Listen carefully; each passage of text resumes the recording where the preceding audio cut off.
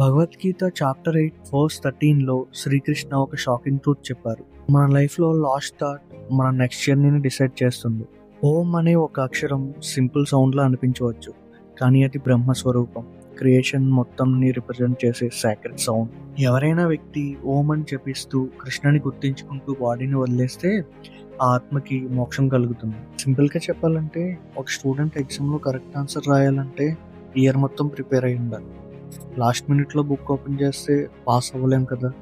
Exactly అలానే మన mind everyday money, stress, ego, problems fill అయితే లాస్ట్ మినిట్లో కూడా అదే థాట్స్ వస్తాయి. కానీ మనం లైఫ్లో ధర్మంగా ఉంటూ దేవుని స్మరణ ప్రాక్టీస్ చేస్తే లాస్ట్ మూమెంట్లో మైండ్ ఆటోమేటిక్గా డివైన్ డైరెక్షన్లో నడుస్తుంది. ఆ కృష్ణయ్య మెసేజ్ చాలా సింపుల్. మీ లాస్ట్ మూమెంట్స్ని చేంజ్ చేయాలి అంటే మీ డైలీ థాట్స్ని చేంజ్ చేయండి. ఎందుకంటే లైఫ్ మొత్తం ప్రాక్టీస్ అయిన థాటే లాస్ట్ సెకండ్లో కూడా ప్లే అవుతుంది. ఐ హోప్ ఈ మెసేజ్ మీకు అర్థమైంది అనుకుంటున్నా. Thanks for watching.